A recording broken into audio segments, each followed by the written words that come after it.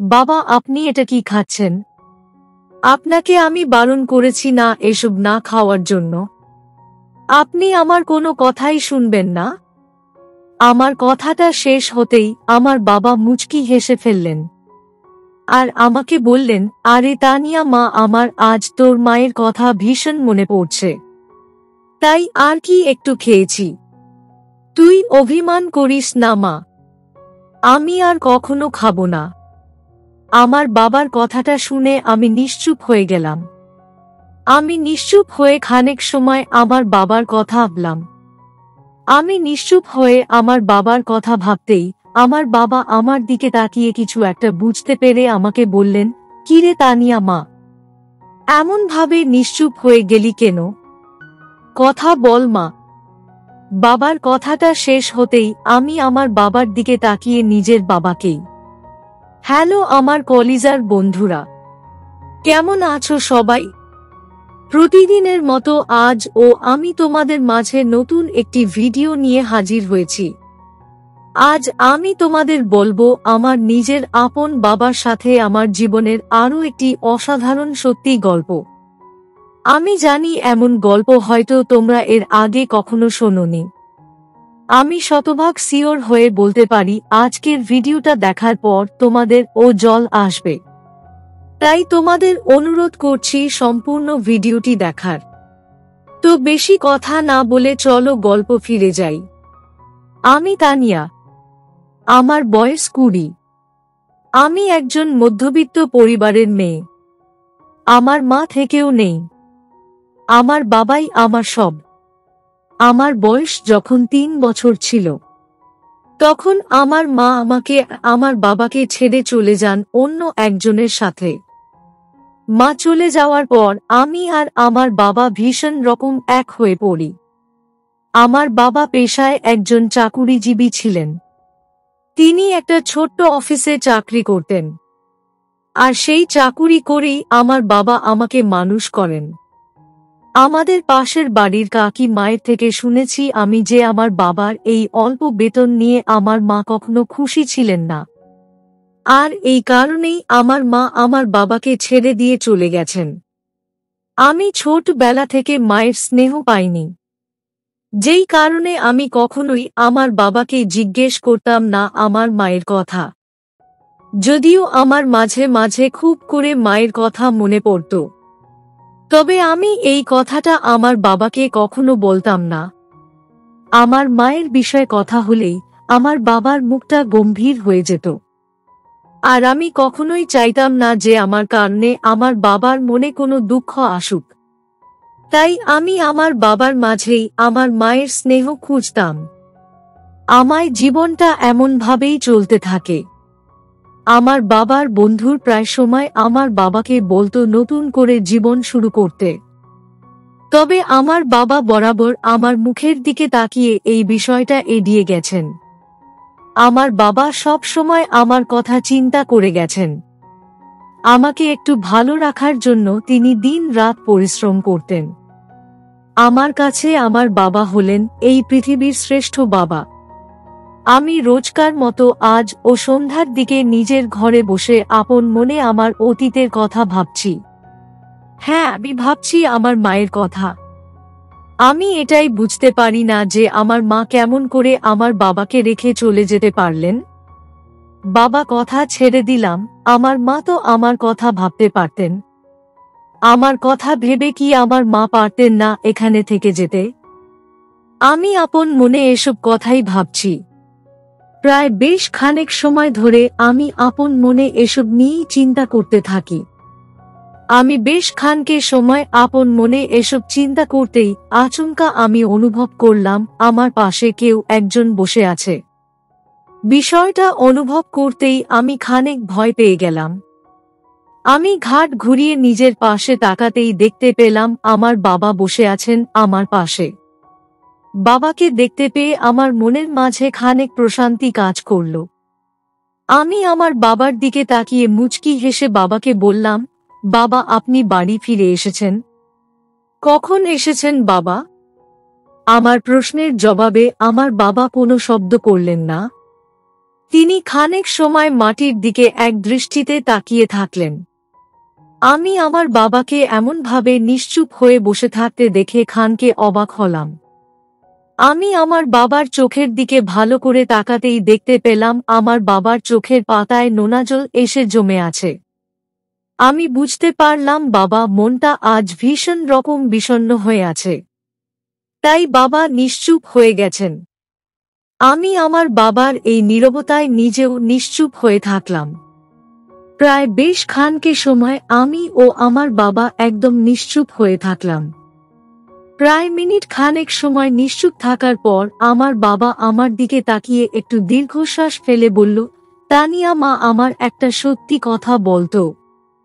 আমি কি তোর যত্ন করি না? তোর খেয়াল রাখি না আমি? আমি আমার বাবার প্রশ্নের জবাবে মলিন কণ্ঠে বললাম, বাবা, আপনি আমার অনেক খেয়াল রাখেন। কিন্তু বাবা, আজ হঠাৎ এমন প্রশ্ন জিজ্ঞেস করছেন কেন আমায়? আমার কথাটা শেষ হতেই আমার বাবা আমাকে বললেন, যদি আমি তোর খেয়াল ঠিকভাবে রাখতে পারি, তবে কেন তুই তোর মায়ের কথা ভেবে মন খারাপ করে বসে থাকিস? তুই কি জানিস না আমি সকল কিছু সহ্য করতে পারলেও তোর চোখের জল আমি একদমই সহ্য করতে পারি না। তবে কেন মায়ের কথা ভাবছিস তুই মা? আমার বাবার প্রশ্নের জবাবে কোনো উত্তর জানা নেই আমার।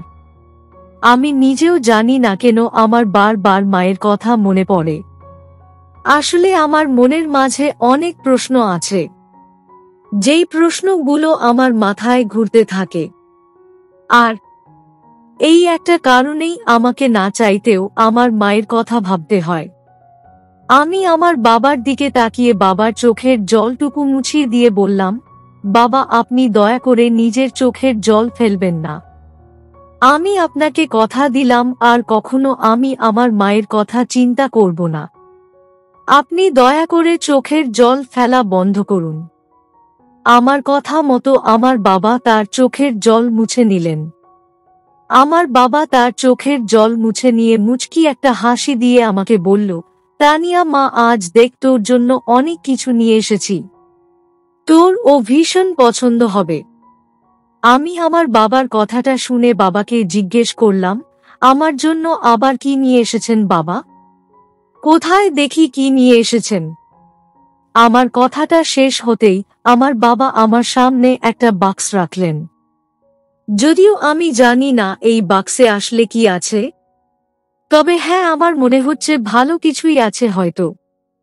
আমি খানকে সময় অপেক্ষা করতেই আমার বাবা আমার সামনেই বাক্সটা খুললেন।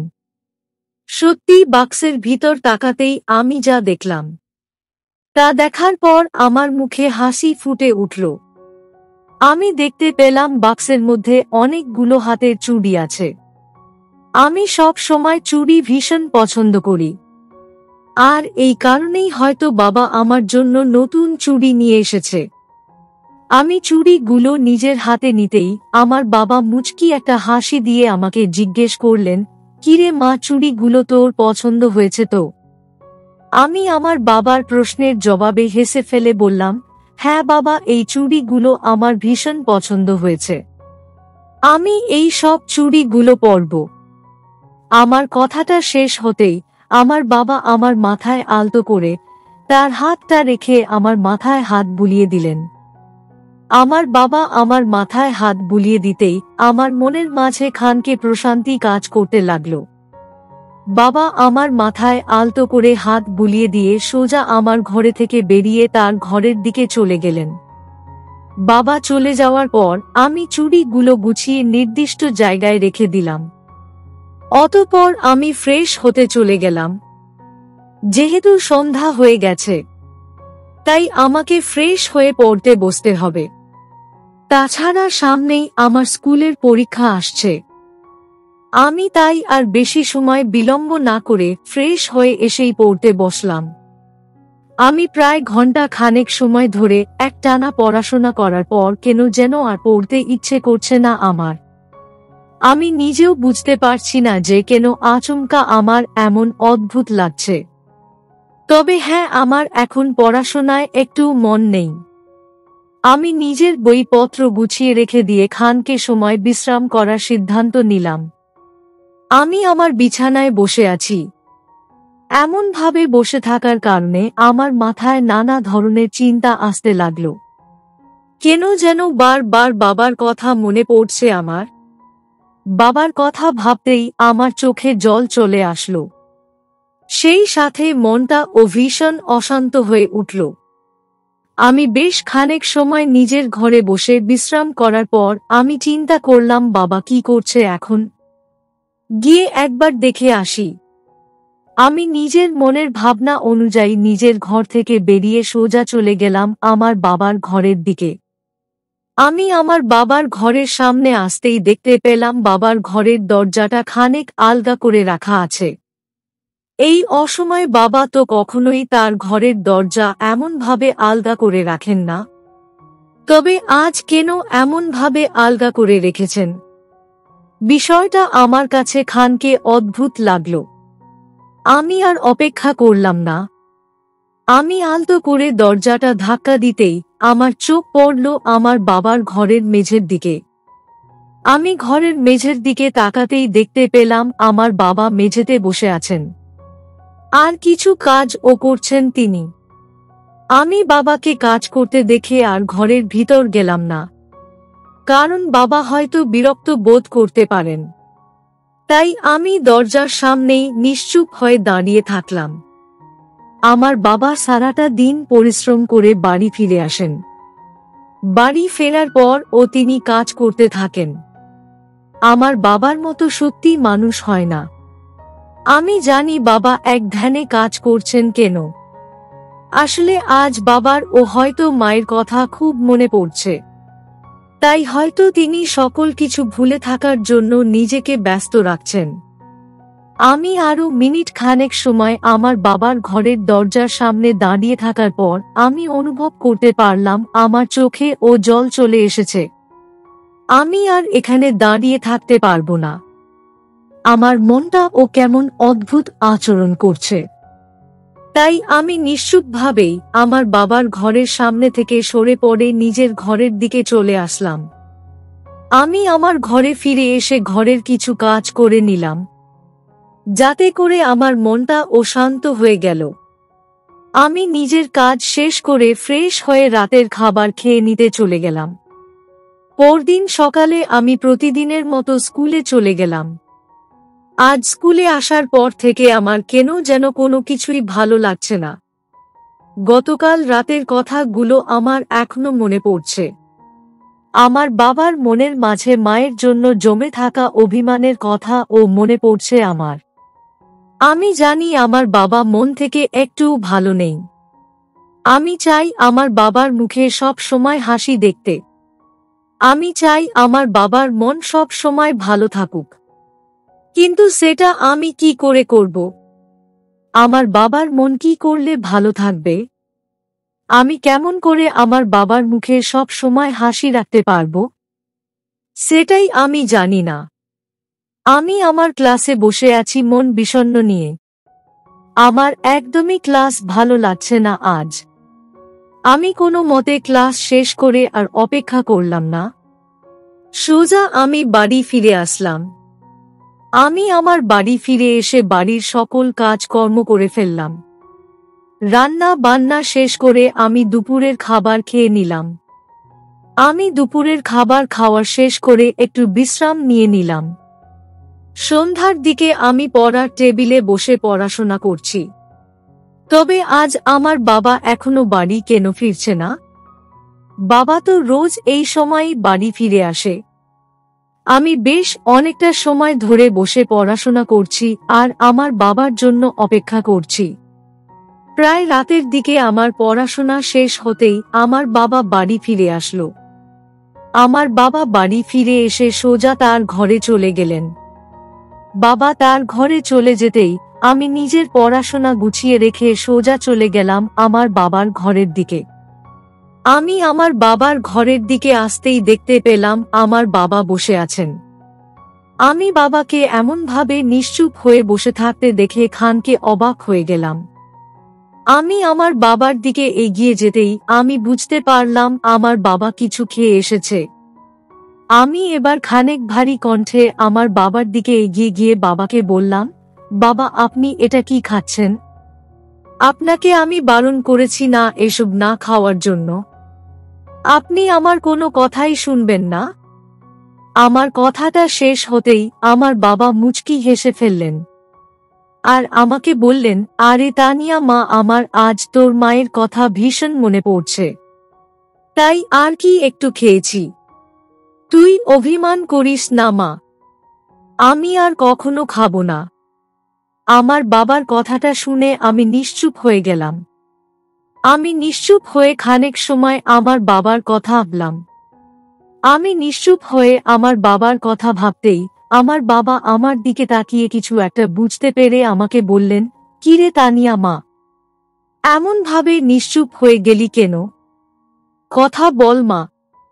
বাবার কথাটা শেষ হতেই আমি আমার বাবার দিকে তাকিয়ে নিজের বাবাকেই বললাম, বাবা আমি তো আছি আপনার পাশে, আপনি তবুও কেন মায়ের কথা ভেবে মন খারাপ করছেন? আমি আপনার খেয়াল রাখি না? আমার কথাটা শুনে আমার বাবা আমার চোখের দিকে তাকালেন। আমিও আমার বাবার দিকে তাকিয়ে আছি। আমি আমার বাবার চোখের দিকে তাকাতেই বুঝতে পারলাম আমার বাবার চোখে জল। আমি আমার বাবাকে খানিক সান্ত্বনা দিয়ে বললাম, বাবা আপনি আর চোখের জল ফেলবেন না, আমি সব সময় আপনার খেয়াল রাখব বাবা। আমার কথাটা শেষ হতেই আমার বাবা হেসে ফেললেন। অতঃপর আর কি আমি ও আমার বাবা একসাথে বসে গল্প করতে থাকি। আমি ও আমার বাবা বেশ খানিক সময় গল্প করে অতঃপর রাতের খাবার খেতে চলে গেলাম। আজ আমাকে আমার বাবা তার নিজ হাতে খাবার খাইয়ে দিয়েছেন। সত্যি আজ আমি অনেক খুশি। তো বন্ধুরা, এই ছিল আমার নিজের আপন বাবার সাথে আমার জীবনের একটি সত্যি ঘটনা। তোমাদের কেমন লাগলো আজকের গল্পটা? অবশ্যই কমেন্টে জানাবেন। প্রিয় বন্ধুরা, আজকের ভিডিওটি এখানেই শেষ করলাম। যদি আমাদের ভিডিওটি আপনাদের ভালো লেগে থাকে তবে একটা লাইক করবেন এবং চ্যানেলটি সাবস্ক্রাইব করবেন। আজকের জন্য আপনাদের কাছে বিদায় নিচ্ছি। দেখা হবে আগামীকাল নতুন একটি ভিডিও নিয়ে। সে পর্যন্ত সবাই ভালো থাকবেন। ধন্যবাদ।